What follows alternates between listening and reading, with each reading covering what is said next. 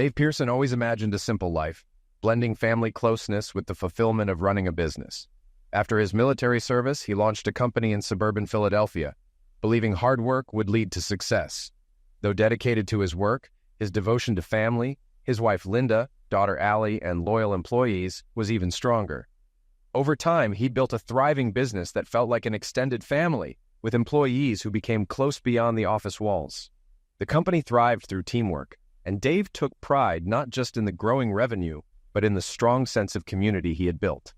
Employees celebrated, mourned, and supported each other, forming bonds that brought Dave immense satisfaction. One Friday night, Dave stood content in his quiet office, feeling proud of the 33 employees and the seamless teamwork, especially with his wife, Linda, handling finances and his brother, Rich, in sales. He had no idea that this happiness wouldn't last. His thoughts were interrupted by his office manager, Hannah, who asked if he needed anything for the next day's pork roast. Dave smiled and jokingly asked why she was calling him boss when she really ran the place. Hannah grinned, agreeing that she did, then asked again if he needed anything. Dave told her Linda had it all covered. Spotting Linda nearby, Dave called out to her. She teased him, asking if he meant her. Dave playfully replied, asking who else he would be talking about, making everyone laugh. He explained that he and Hannah were debating who the real boss was.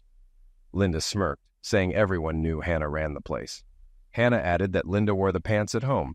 Dave chuckled, deciding not to answer that, and Linda quipped that it was better when neither of them wore pants, causing laughter all around. Dave expressed his happiness that they were still in their honeymoon phase after 17 years.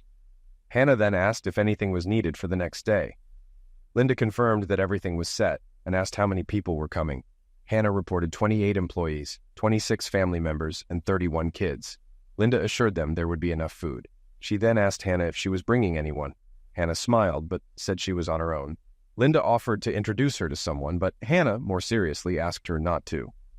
Dave stepped in, telling Linda to leave Hannah be, assuring her that Hannah was fine. Linda apologized, saying her suggestion came from a place of love. Hannah acknowledged this, but kept her thoughts to herself. Later, as Dave and Linda walked to the car, planning their usual Friday night, Dave asked if Linda had made the reservation. She confirmed, listing the dishes she had ordered: Mongolian beef for Dave, General Tso's chicken for Allie, and a seafood platter for herself. As they drove home, Linda noticed Dave had grown quiet and asked if something was wrong. Dave hesitated before admitting that while life was great, he was starting to realize how quickly Allie was growing up. Soon, it would just be the two of them, as Allie would start having her own date nights and eventually go to college. Linda reassured him that Allie would always be their little girl, but Dave sighed, acknowledging the reality that kids grow up, even if he didn't like it. Linda, trying to lift his spirits, suggested turning their Friday nights into Chinese movie nights, just the two of them. Dave smiled at the idea, feeling a bit better. Dave and Linda entered the house, where their daughter Allie rushed to hug her father, beaming with excitement. Their dog Banjo barked joyfully and sniffed the dropped bags of food. Allie excitedly announced that she had received an A on her geometry exam. Dave grinned and reminded her that he had told her it would be okay. Allie admitted she hadn't believed him, but kissed his cheek in appreciation. Linda watched proudly, noting Allie's strong bond with her father, just as she had with her own late father. During dinner, they engaged in lively conversation, and afterward they moved to the family room. Dave, settling in, asked whose turn it was to pick the movie.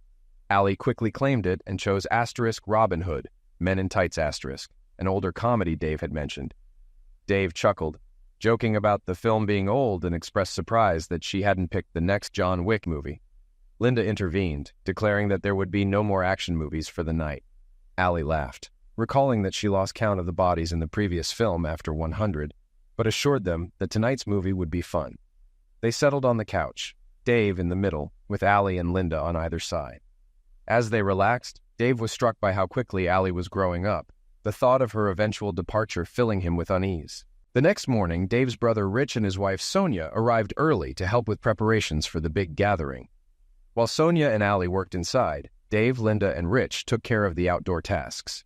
As Dave cleaned the pool, he felt a familiar rumbling and headed inside, calling out to Linda that he needed to use the bathroom.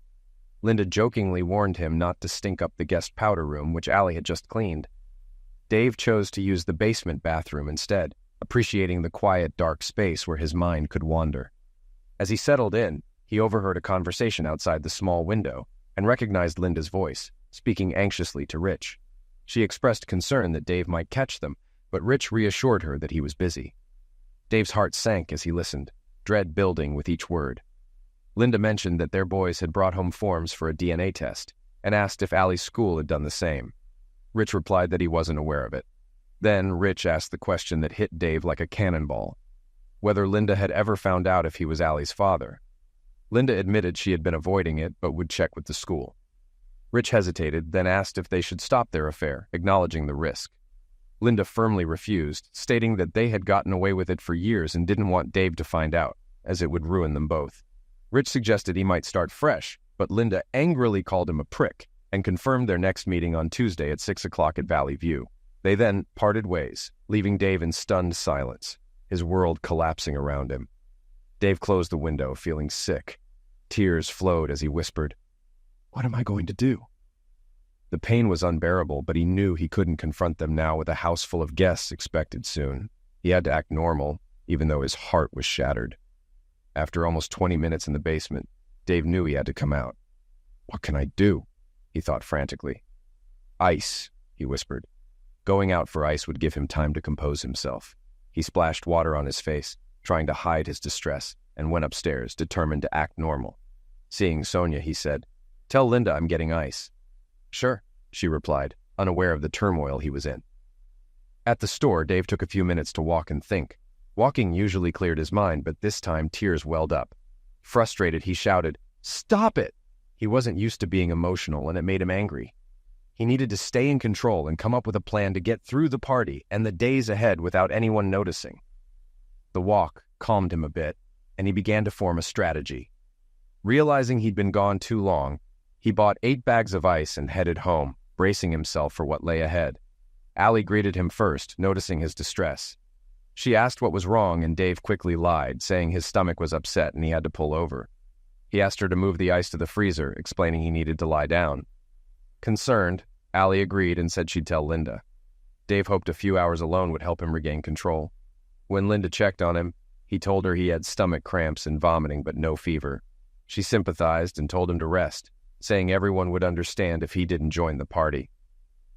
Left alone, Dave paced and planned. He concluded that divorce was inevitable and both Rich and Linda would be fired. He thought about the financial impact and the effect on Sonia, the boys, and his parents. But his biggest worry was Allie. He feared losing her regardless of her biological relation. As he tried to hold it together, Allie came upstairs. Dave pretended to sleep, feeling her gently touch his hair. She asked if he was okay, and he softly said he needed to rest before the guests arrived. Their dog, Banjo, jumped onto the bed and licked his face, unknowingly wiping away his tears. Allie smiled, saying she had brought him a friend and that she loved him. She kissed his forehead, and in that moment, Dave felt her love and knew he had made the right decision. He realized Allie needed to know the truth before the confrontation, though he hated that it was necessary. Dave wondered what Linda and Rich were thinking, finding their betrayal incomprehensible. He knew he would soon expose their treachery, destroying the perfect life he once had. Bitterness filled him as he thought, damn them. Despite everything, Dave managed to be sociable with the guests. Linda and Rich were too busy to interact with him, which was a relief. Hannah noticed something was off, but said nothing. Dave kept Allie close, drawing strength from her presence. She assumed his need for closeness was due to his supposed illness, helping him maintain his cover. After helping with the cleaning, Dave announced he was heading to bed early, choosing the guest room as an excuse, which Linda accepted. He felt satisfied that his plan for the first night had worked. The next morning, the family attended church together. During the service, Dave pretended to receive a text, catching Linda's attention. She gave him a questioning look, but he whispered, "Later." After the service, Linda asked about the message. Dave told her the owner of Gupta Water Equipment needed him for a Monday meeting, and he'd be back by Tuesday. When Linda asked where, Dave answered, "Pittsburgh." He added he'd leave that afternoon to get enough rest. Linda then asked if they were still going to his parents' house for lunch. Dave confirmed but mentioned he would drive separately so Linda and Allie could stay longer. Dave felt satisfied with how things were unfolding. He successfully avoided Rich during brunch, and Linda was too preoccupied to notice his emotional distance. After lunch, Dave left, stopped by the house to grab paperwork, and checked into a hotel near their business. He then called his attorney, Bill, who was also a close friend. Dave explained the situation to Bill, who had gone through a similar divorce. Although Bill wasn't a family lawyer, he recommended his colleague Angela, who specialized in such cases. Bill called Angela, and she agreed to meet them for dinner. During dinner, Dave learned that Bill and Angela were engaged. They spent the evening discussing strategy, and Angela scheduled a Monday meeting to finalize the details. It seemed Dave would be ready to serve Linda with divorce papers by Friday. At one point, Dave stepped out to call home, pretending he was already in Pittsburgh. Linda answered, asking how he was feeling. Dave said he was a bit tired, but okay, then asked if Allie was there. Linda confirmed she was watching TV next to her. Dave asked to be put on speakerphone, and Allie excitedly told him she missed him. Dave reassured her that he'd be home for their date on Tuesday, and Allie brightened, saying she would pick a movie for them.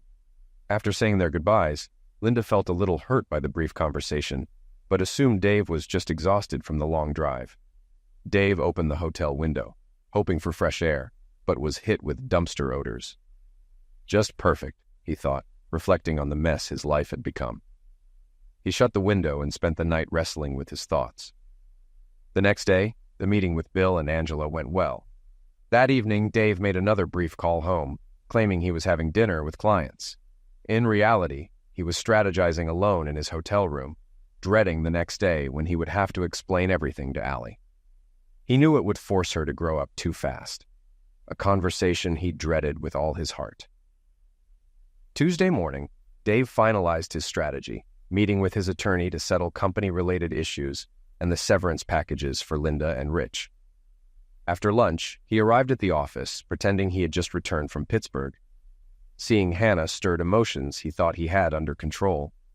Instead of heading straight to his office, he awkwardly smiled and then shut the door behind him. "Get a grip," he muttered to himself. He reviewed his plans, took a deep breath, and called Hannah into his office. "Hi, Dave," she greeted him, but her smile quickly faded when she saw his tear-streaked face. Ignoring office etiquette, she rushed to hug him. "What's wrong? Are you okay?" "No," he replied shakily. "I'm not sick, but something's really messed up." Hannah pulled up a chair, holding his hand. "What's going on? Is it Linda?" she asked, seeing the pain in his eyes. He nodded, struggling to speak. "Rich," he finally whispered. "Your brother?" she asked in shock.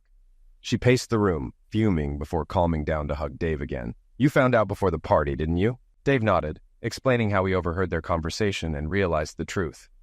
"There's no chance you'll stay with her?" Hannah asked. "They've been involved for 16 years. I can't get over it." Hannah poured them both a rum and coke. After a few sips, they shifted to business. "Rich and Linda will be fired after Friday. I want Sonia to take over Linda's job, but I'll need you to cover her duties temporarily." "I can handle it," Hannah assured him. "For sales, I'm considering promoting Debbie Gleason. She's shown interest, and I think she'd do well." "I agree," Hannah said. "Tammy Fields could replace Debbie." "Good. On Friday, let them know we'll meet Monday to discuss their promotions. Could you also draft job descriptions before then?" "Of course. Anything else?" Tears welled up in Dave's eyes. "You're one of my closest friends, and I'm losing Linda, my best friend. I may need to lean on you more." Hannah hugged him tightly. "It's my privilege." After leaving the office, Hannah felt deeply for Dave, knowing he didn't deserve such pain. The next morning, Linda paced the kitchen, tormented by her choices. She hadn't been with Rich in nearly a year and wondered why she ever got involved with him. Determined to end it for good, she convinced herself that Rich wouldn't tell Dave because he had too much to lose. As she was deep in thought, Dave walked in, and she threw herself into his arms, kissing him. Surprised, Dave asked what brought on the affection. Linda said she loved him and missed him since the picnic. Dave, lying, said he missed her too, while wondering how she'd react if he asked about Rich. When Linda asked about his plans with Allie, Dave mentioned taking her to Vincent's for Italian and a movie. Linda asked if he had plans that night. When Dave inquired why, she flinched slightly and replied she was going shopping at the mall. Dave teased her about window shopping, and Linda forced a smile, saying she might see if anything caught her eye. Dave added, "Shop safely," and immediately regretted it when Linda questioned his meaning. He brushed it off as a joke, noticing her unease. Fortunately, Allie came downstairs, breaking the tension. Allie greeted Dave with excitement, and they discussed their plans. As they left, Linda felt a mix of pride, love, guilt, and remorse, deciding that tonight would be the last time with Rich. After waiting 20 minutes, she grabbed her keys and headed out to meet him. As Dave and Allie drove away, anxiety gripped him. He took deep breaths and, holding Allie's hand, apologized for the change in their plans. Allie, concerned, asked why. Dave explained they wouldn't have a fancy dinner or see a movie, but needed to talk and see something important. Allie, worried, asked if it was a secret from her mom. Dave reassured her, asking for patience until they weren't driving. They drove in silence until they reached Chick-fil-A, grabbed food, and then headed to a small office complex near the Valley View Motel. Allie asked why they were there, and Dave hesitated before revealing that Linda was having an affair and would be meeting her lover there soon. Allie, in shock, refused to believe it. Dave sadly confirmed her fears, and as they watched, 2 cars pulled into the motel. Allie saw her mom's car, followed by Uncle Rich getting out and walking into the motel with Linda. Allie and Dave, both devastated, hugged each other as Dave took pictures of the encounter. They watched Linda and Rich embrace and enter a motel room together. Dave apologized to Allie, who, through tears, realized the gravity of the situation. She vowed to stay with her father, rejecting her mother. Dave promised to do everything to keep her with him. Allie, angry, declared that if forced to stay with her mother, she would make her life miserable. Dave knew it wasn't the time to encourage an open mind about her relationship with Linda. He warned Allie that the hardest part was coming, and that they would need to act normal until he confronted Linda on Friday. Allie, overwhelmed, expressed doubt she could do it, but Dave reassured her that they would get through it together. They left the motel to find a quiet place to talk. Dave drove to a secluded picnic area in a nearby park. There, they spent the evening talking, planning, crying, and venting their frustrations. The experience brought them closer than ever, making it feel like it was them against the world. They returned home just after 10 p.m., but Allie wasn't sure how she'd manage to act normal for the next 3 days. "Daddy, I'm not sure I can see her without wanting to slap her," Allie confessed. "Watch your language, honey," Dave gently admonished. "You may not want to hear this, but eventually, you'll need to maintain some kind of relationship with her." "It'll never be the same. I won't respect her," Allie replied bitterly. "Let's stick to the plan for now," Dave suggested. "When we get home, just say you're tired and head straight to bed, okay?" "I can do that," Allie agreed. After a pause, she added, "Daddy, I really love you. I don't know how you're handling this, but I'm here for you." Dave smiled as they pulled into the driveway. "How did I get so lucky to have such an amazing daughter?" he said, his voice filled with emotion. "You're not a slacker, Daddy. You're the best man I know and the best dad a girl could ask for." They quietly entered the house, relieved to find Linda already in bed. Allie kept her emotions in check while Dave found Linda pretending to sleep. Knowing she'd been with Rich, he was grateful they both avoided any interaction. They lay back to back in bed, each lost in their own painful thoughts, tears silently falling. The next morning, Dave woke up, smelled the coffee, and got dressed for his trip. He checked on Allie, who was ready. In the kitchen, Linda was making pancakes and greeted him cheerfully. Dave hugged her and kissed her neck. At the right moment, Allie entered and greeted her parents. Playing along, Dave asked Allie if she slept well after her date with that hot guy. Allie confirmed and asked Linda if she had asked her yet. Linda looked confused, so Dave explained that he needed to go back to Pittsburgh and that Allie wanted to join him. Linda agreed, saying Allie would make the trip more enjoyable. They quickly finished breakfast and were soon on the road, relieved to be away from home. On the way, Allie asked how she did. Dave assured her she did great, adding that her idea to come along was smart and made acting unnecessary. Allie joked about bad acting, and Dave chuckled. After a pause, Allie asked if Dave had thought about her being there when he confronted Linda. Dave wasn't sure yet, but Allie insisted she wanted to be there, even when he confronted Rich. Dave gently reminded her about her language, and Allie replied that the situation deserved it. Dave, admiring her strength, asked what she would say if she were there. Allie wasn't sure, but said she wanted her mom to know she couldn't hide from her and that she was on Dave's side. They checked into a hotel, and in the elevator, Allie quietly asked when the affair started. Dave said he didn't know exactly, but it was a long time ago. Tears welled up in Allie's eyes as she began to ask a question, but Dave gently interrupted, assuring her that whatever the answer, it wouldn't change anything between them. They walked to their room in silence. Once inside, Allie asked if Dave wanted to know everything. Dave wasn't sure and asked if she did. Allie, with a trembling voice, said she knew who her dad was, but thought it was wise to find out, adding she didn't know if she could handle having 2 cheating parents. Dave asked gently if she wanted to know, and Allie admitted she did. Dave suggested they wait a few months, explaining he had reasons to hold off for now. Allie hugged him tightly, tears in her eyes, and they began unpacking in silence, finding comfort in each other's presence. During their hotel stay, Dave and Allie kept in touch, especially when Dave met with lawyers or handled business. Allie spent time by the pool swimming or reading. On the first day, Hannah joined them to discuss strategy, and later they had dinner together. Allie and Hannah got along well, and back in the room, Allie opened up to Dave. Allie hesitantly mentioned that Hannah had feelings for him, surprising Dave. When Allie asked if anything had happened between them, Dave was shocked and assured her he had never come close to cheating on her mother. Allie, tearful, apologized for doubting him, and Dave reassured her that her questions were understandable. They both wondered why Linda had been unfaithful, hoping for answers on Friday. The next day, Hannah called Linda to discuss work.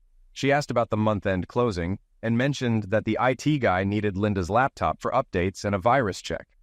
Linda confirmed she'd be at the office all day and agreed to have lunch with Hannah, who felt a mix of relief and sadness knowing what was coming on Friday. The next morning, Allie found her father staring out the window, tears in his eyes.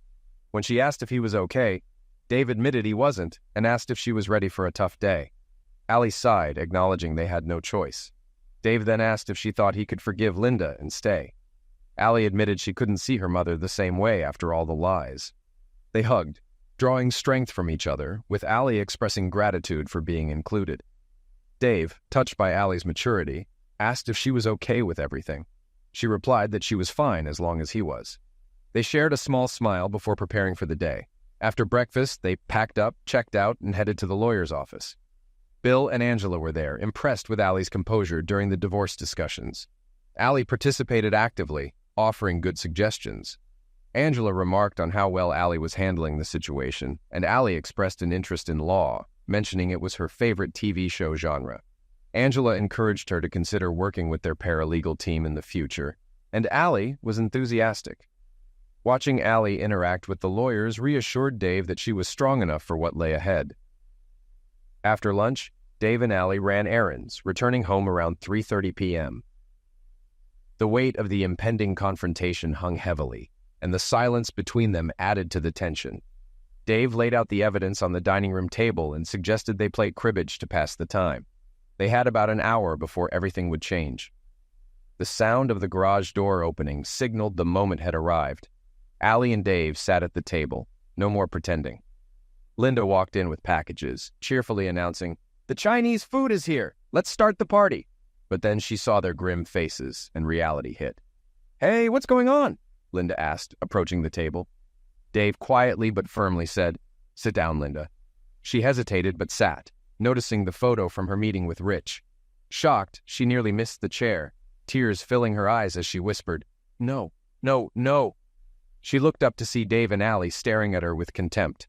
"Please, Dave, don't do what I deserve," Linda pleaded through tears. Dave paused before asking softly, "What do you think you deserve?" "Please don't leave me," Linda begged. "Don't leave you? Like you threw away our marriage and family?" Dave responded, his voice controlled but bitter. "It was a terrible mistake," she cried out. "How long did this mistake last?" Dave asked sharply. Linda hesitated, unsure how much he knew. "It doesn't matter. One time was too many. Can't we just move past it?" "Are you serious? How long, Linda?" Dave demanded. Finally, Linda admitted, since before he met Sonia. "So about 17 years, Dave said bitterly. "You cheated for 17 years and you think that doesn't matter?" "It matters. It was selfish and hurtful," Linda conceded. Allie, unable to hold back, burst out, "Mom, how could you do this? You've ruined Dad and me."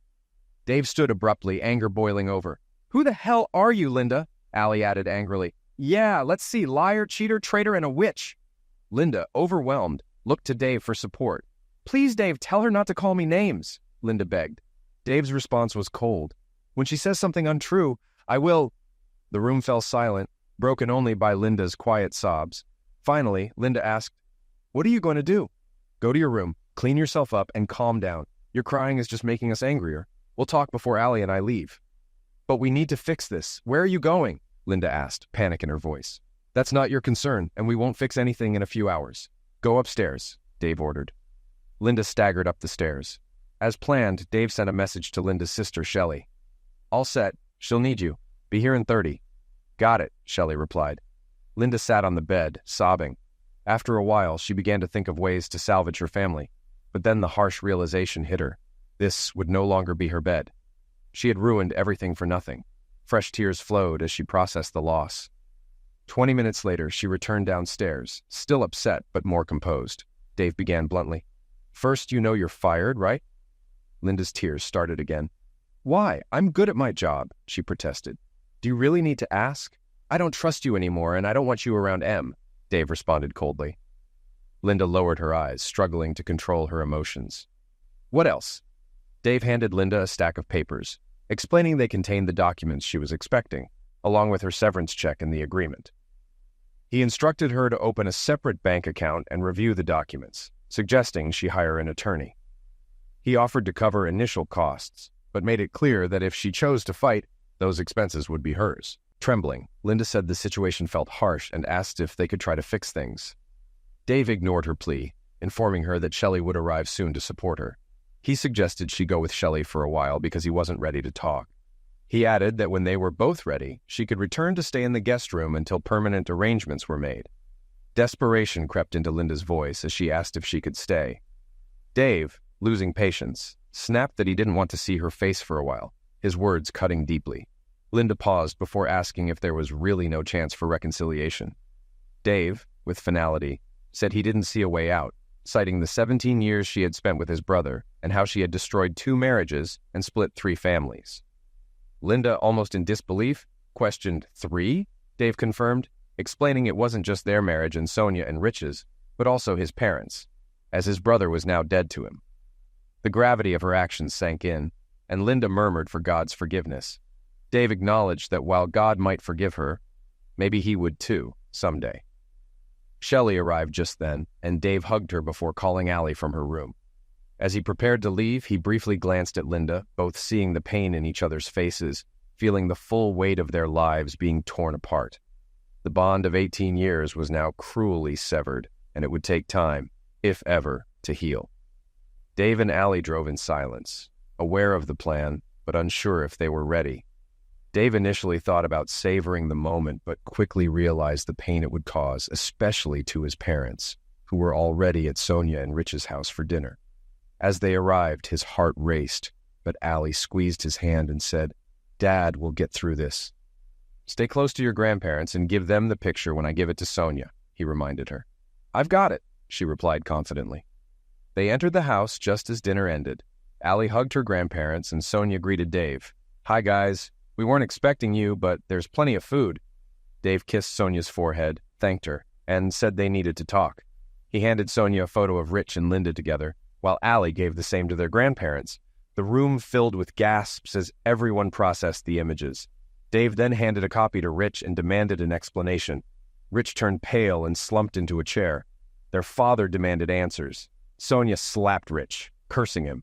Dave intervened, urging her to let Rich speak, but Rich stammered, unable to defend himself. He asked where the picture came from, and Dave sharply replied that it was the wrong question, insisting Rich admit the truth. Sonia begged for an explanation, and Dave revealed that Rich and Linda had been having an affair since before Sonia met Rich. Sonia erupted, attacking Rich until she collapsed in tears and ran to the living room, where her mother and Allie comforted her. Their father confronted Rich, demanding confirmation, and Rich tearfully admitted the truth. Their father expressed disgust, calling Rich a disgrace for betraying his own brother and wife.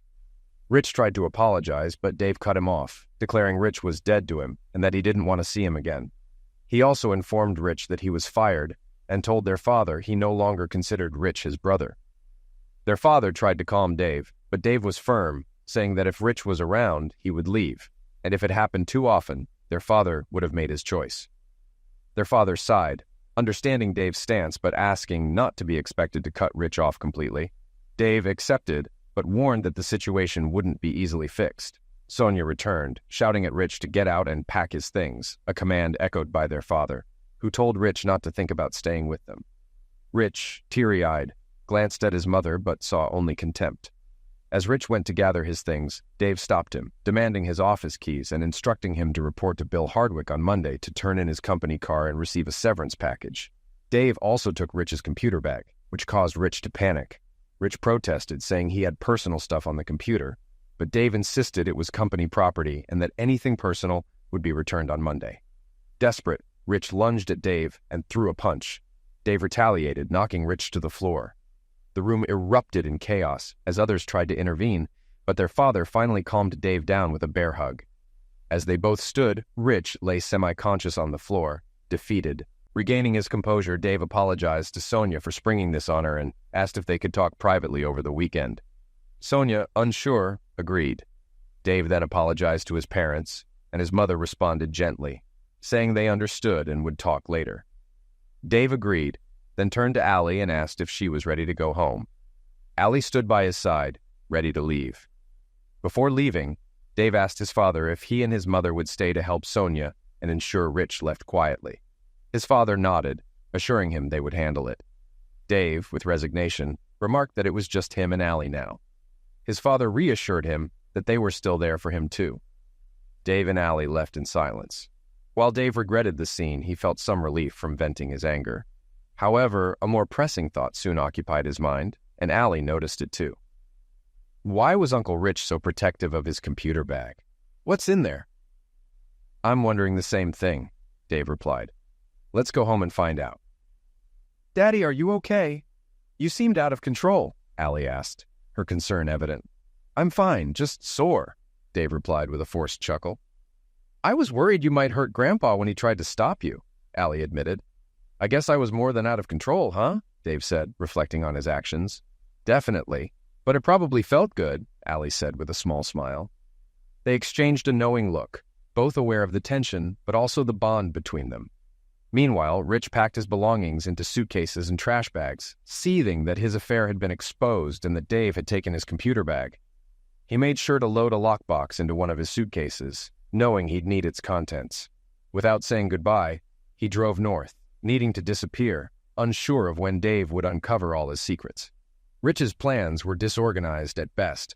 He aimed to find a small town in Wyoming or Idaho, rent a place with cash, and then ditch his car further west. He considered stealing a vehicle or taking a train or bus to avoid detection. Without access to the files on his computer, he was lost. How did everything go to hell so fast? He muttered angrily, unaware that he'd overlooked two crucial things in his panic. Back home, Dave realized they hadn't eaten, so they grabbed fast food. Returning to an empty house, they felt both relieved and saddened by Linda's absence. After dinner, Dave took Rich's computer bag to his office and began inspecting its contents. Everything seemed normal until he found an envelope from a major client, Brandywater Processes, containing a check made out to Rich's cleaning services for $9,900. Suspecting it was a bribe, Dave muttered to himself about Rich's activities while rifling through the papers. Finding nothing immediately suspicious, he booted up the computer and discovered a hidden file. Recognizing its significance, he immediately called his lawyer friend Bill. Bill asked how things had gone, and Dave, sounding serious, replied that it was as expected, but that he urgently needed help. Dave explained that it was serious and asked Bill to come over, not wanting to leave Allie alone. Bill offered to bring Angela, but Dave said it wasn't necessary, though she was welcome. Bill arrived 25 minutes later. Dave showed him the check and the contents of the hidden file. Bill, examining the evidence, confirmed Dave's suspicions, saying it pointed to bribery, extortion, and possibly tax evasion, which could lead to federal charges. Dave, concerned, asked if the FBI would need to get involved, and Bill confirmed that it was likely and that Rich could face jail time. When Dave asked what to do, Bill said he would contact someone at the FBI, emphasizing the need to act quickly if Rich was unstable. Bill then left a message with his FBI contact and returned to Dave, saying they should meet the agent early in the morning. Bill suggested taking the bag and the check with him in case Rich tried to retrieve them, which Dave agreed was a good idea. As Bill was leaving, he joked about Dave making a habit of after-hours legal services, to which Dave played along, asking what kind of premium Bill had in mind. Bill suggested a bottle of 14-year-old Balvenie single malt, and Dave agreed, smiling for the first time that evening. Before leaving, Bill advised holding off on giving Rich the severance agreement as written to avoid tipping him off about the FBI. Dave suggested adding a delayed payout tied to a reconciliation of expenses, and Bill agreed before departing. Dave had planned to talk with Sonia and his parents on Saturday, but Bill's early morning call changed that. They had a 10 a.m. meeting with FBI agent Steve Majors in Philadelphia. Allie insisted on joining him. After all, they made decisions together. At the meeting, Dave and Bill presented the evidence to Agent Majors, who then called in his supervisor, Jack Sims. After reviewing the documents, Jack rubbed his chin and asked, "We have a spreadsheet of bribes, an unpaid check from the latest one, and details of an offshore account. How much money is in the account?" $785,952, Dave replied. "And all of this money belongs to your company?" Agent Majors asked. "I believe so," Dave confirmed. Rich was allowed to negotiate project prices as long as the margin didn't drop below 23%. It looks like he set prices just above that limit and took bribes in return. "And you have 14 clients who participated? You know they'll also face charges," Agent Majors continued. "Yes," Dave acknowledged. "Do you know where Rich is?" Majors asked. "No," Dave admitted. "He was supposed to meet Bill on Monday for severance, but after how he reacted when I took his computer bag and the fact that his family kicked him out, he's probably on the run." Agent Majors picked up on Dave's concerns. "Steve, track his phone," he ordered. After a while, Steve returned. "He's on the move, heading west on Interstate 80 in Ohio. Let's monitor him and aim to arrest him late Sunday," Majors decided. "We'll coordinate with local authorities and hold him for 48 hours without charges, giving us time to prepare formal charges by Monday." On the way home, Dave, Bill, and Allie chatted lightly, though Dave had other concerns, particularly Allie's DNA test. If it showed Rich was her father, Dave had planned to fight for 18 years of child support. But with Rich likely heading to prison, that plan was no longer necessary, and Dave felt a sense of relief. Bill dropped off Dave and Allie, and they then arranged to meet with Sonia and Dave's parents. During the meeting, Dave's mother cried over her youngest son's betrayal, while his father seethed with anger. Sonia, however, was worried about her and her boy's future. "Dave, what am I going to do? How will we manage?" Sonia asked, her voice trembling. Dave outlined a plan. "First, you need a lawyer for the divorce. Use mine, Angela Hall. If Rich goes to jail, you should get the majority of your shared assets. The FBI says the stolen company money will be returned, and I'll need some of it to reorganize. The rest will go into a trust for you and the boys. I know you have a business degree, so I'd be honored if you took over Linda's role at the company. You can work from home and still care for your boys. How does that sound?" Sonia hugged Dave in relief, and his parents also offered their support. Dave smiled at Allie, who was proud of how her dad always looked out for the family. On the way home, Dave brought up the DNA test again. "Babe, have you thought more about the DNA test?" "I've thought about it," Allie replied. "It's hard to decide, but I think we should do it. Are you okay with that?" "I'm not angry, and I agree," Dave reassured her. "I'll get the test kits this week. You know this won't change how much I love you, right?" "I know," Allie said softly. "It won't change how I feel about you either. I just want to know." Dave felt some relief after discussing the DNA test with Allie. Though much work remained, he could see the end of this nightmare approaching.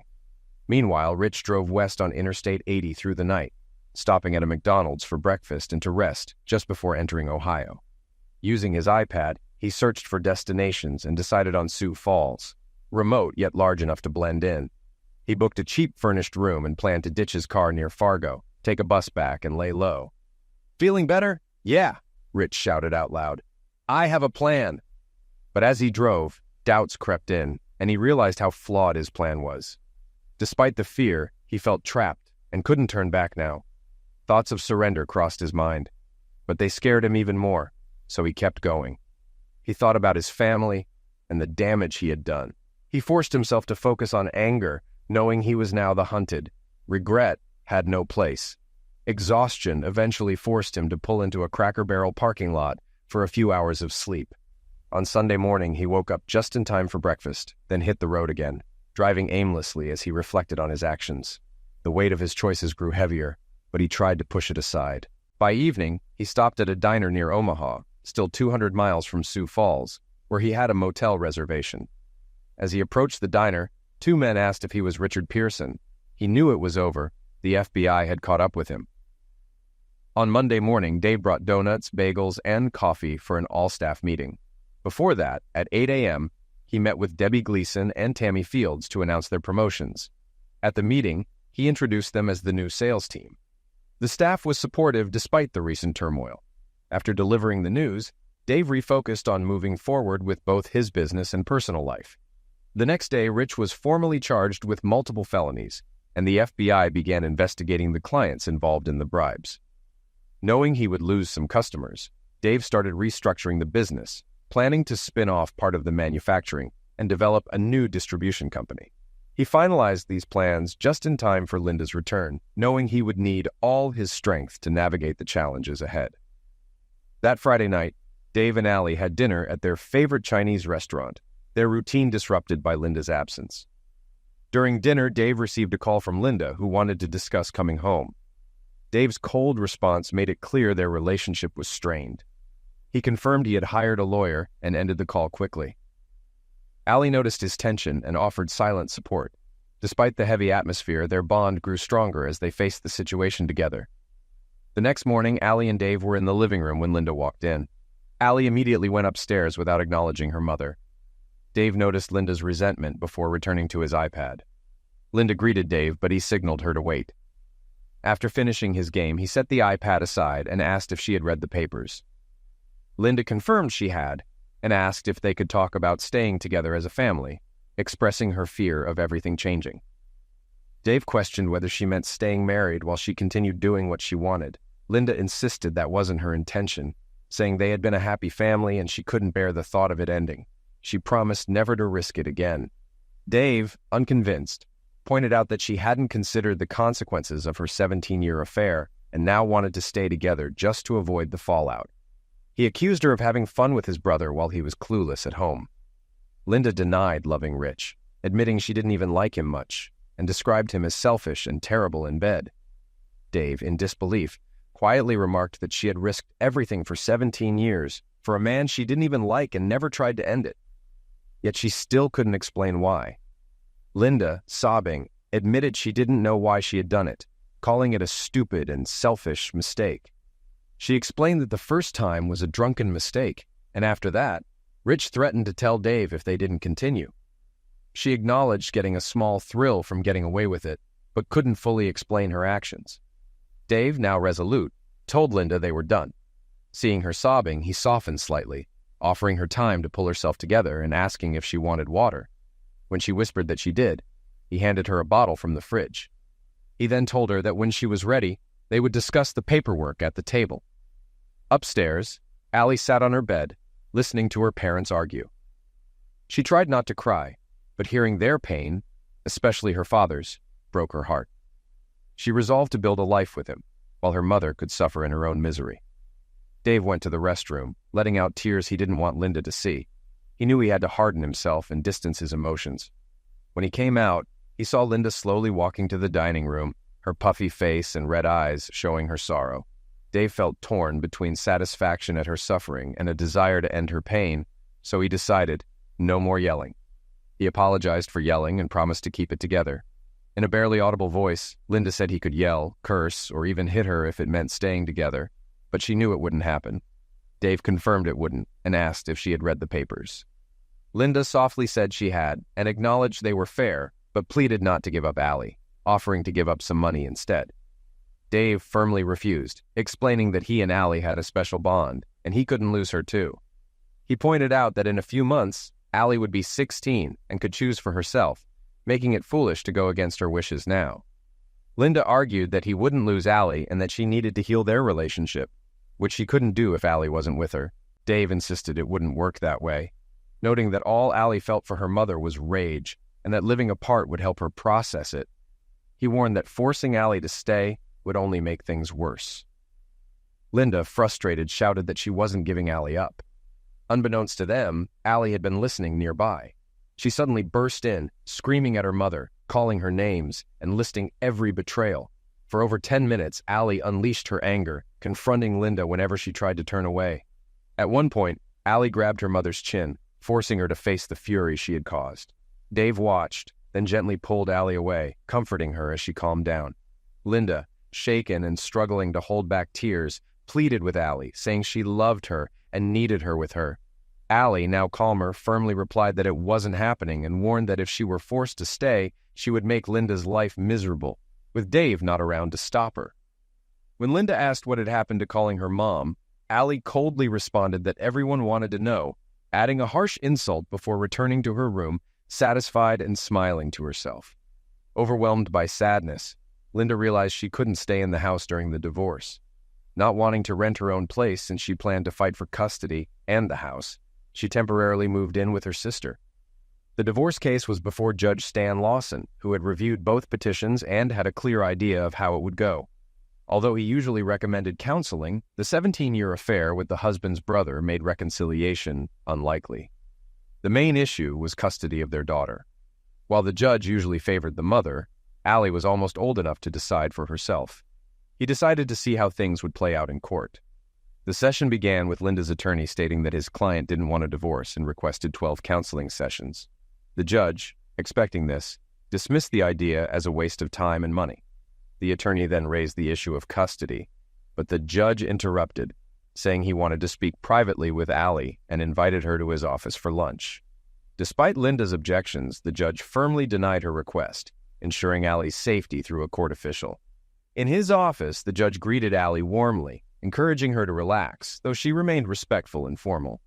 Their conversation started casually, with the judge gauging Allie's maturity, which impressed him. When they discussed custody, the judge explained that the mother usually gets custody and asked Allie how she felt about that. Allie firmly stated that this traditional approach didn't account for everything that had happened and wasn't what she believed was best.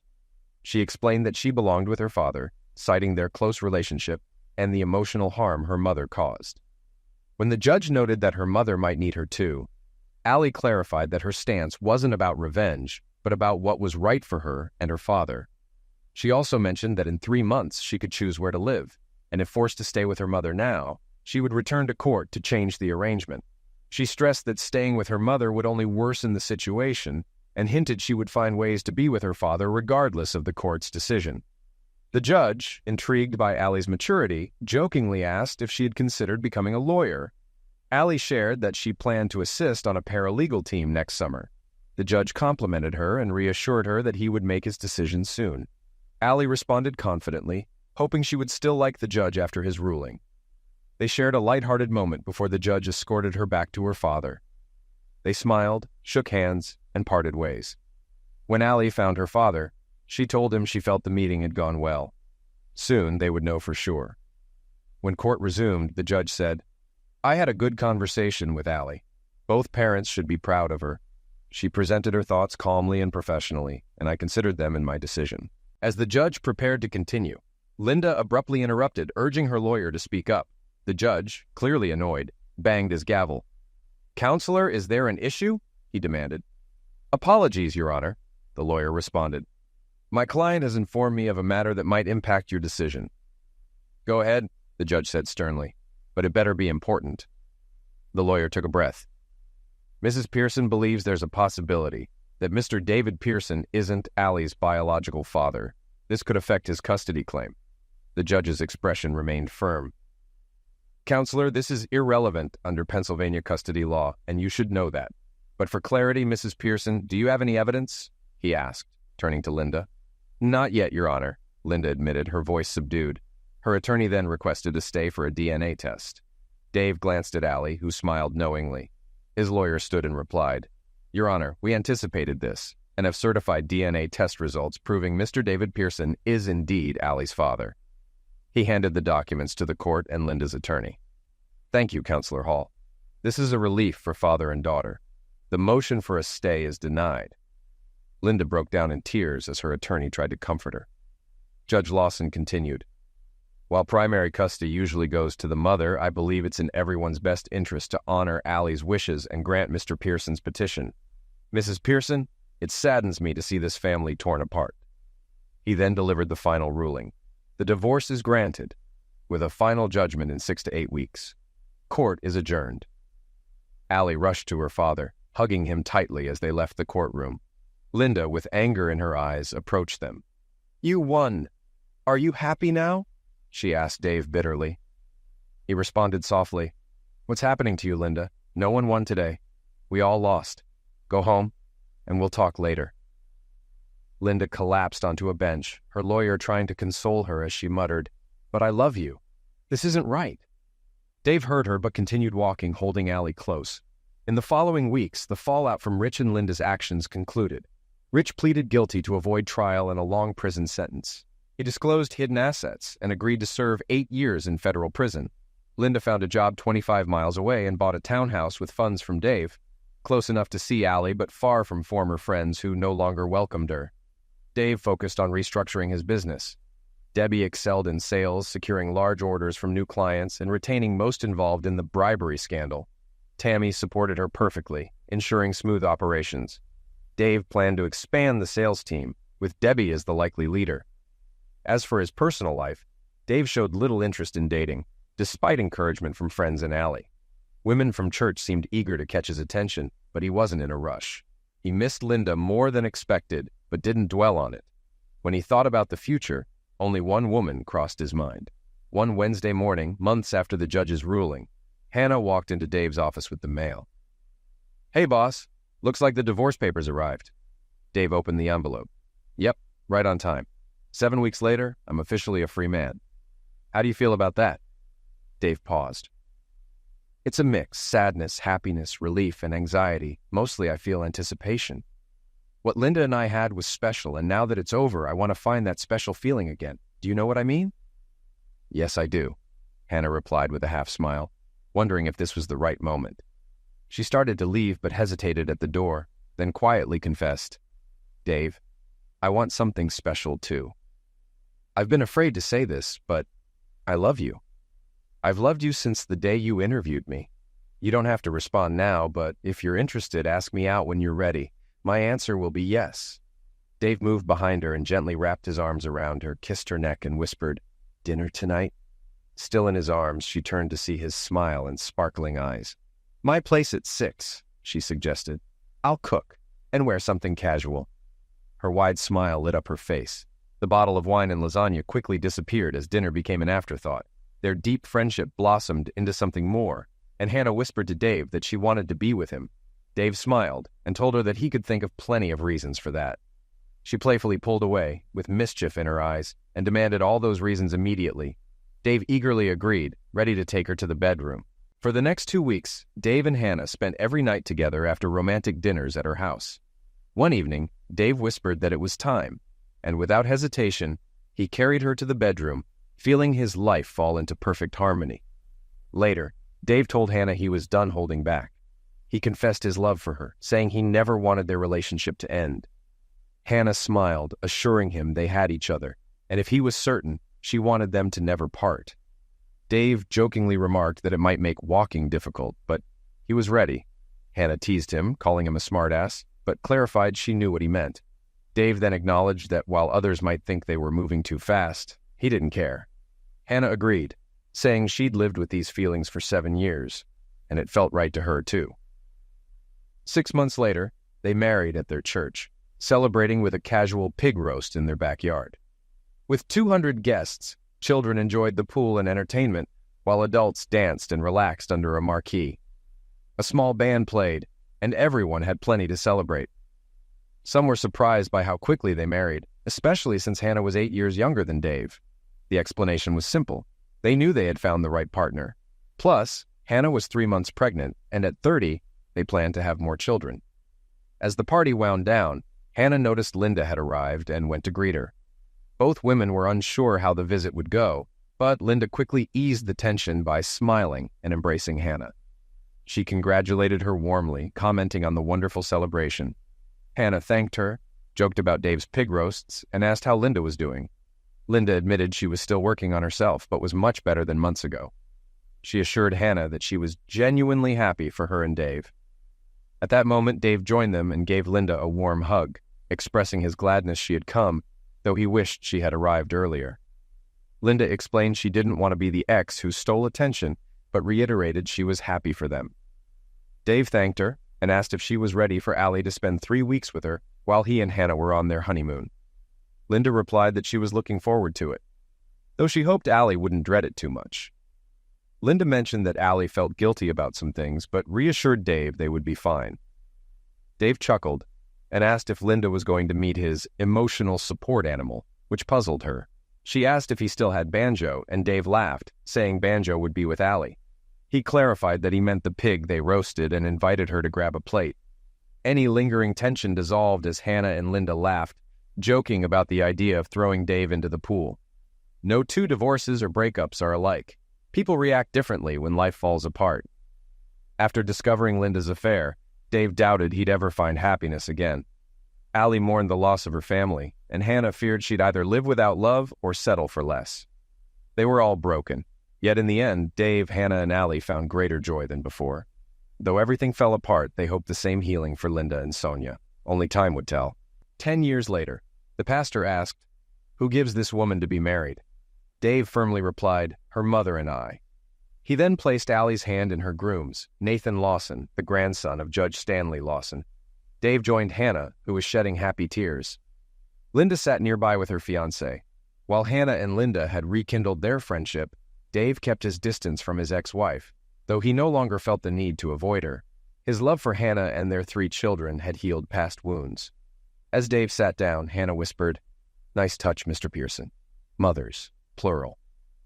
Dave smiled, proud of his 10-year-old daughter Sarah, Allie's maid of honor. His youngest, Jenna, was the flower girl, and little Dave Jr., now 3, was the ring bearer. He quietly basked in love and pride, feeling deeply grateful.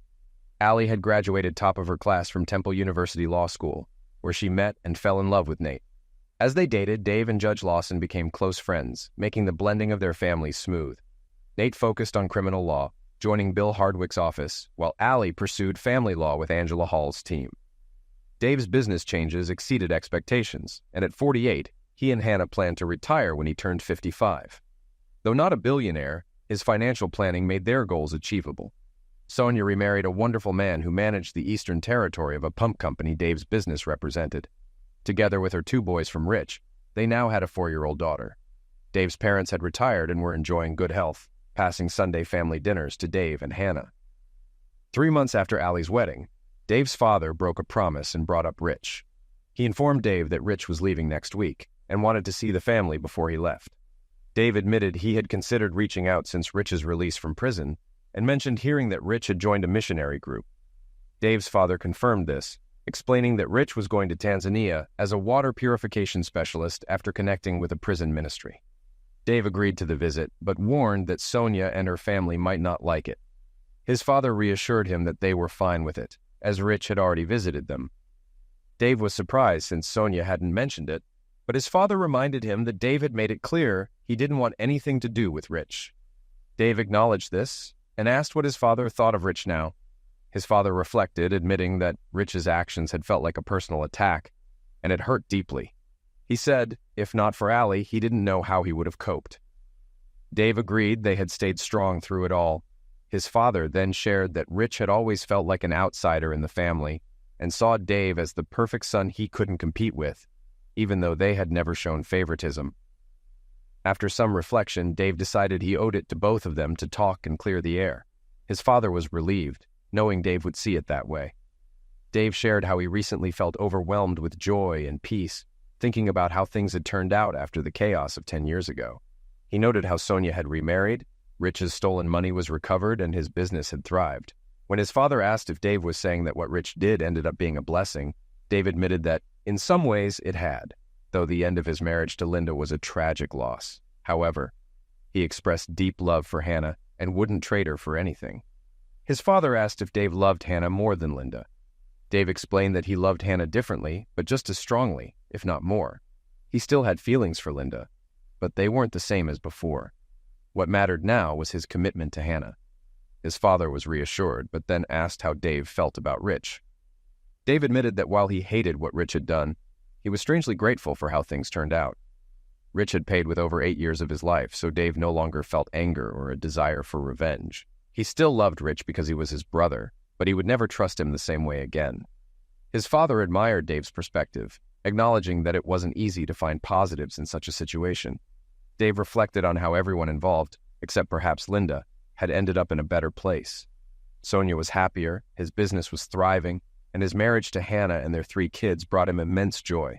Even Rich had found a better version of himself through prison and faith. His father called Dave an optimist, and Dave responded by asking if that was a bad thing. His father expressed concern, recalling how broken Dave had been.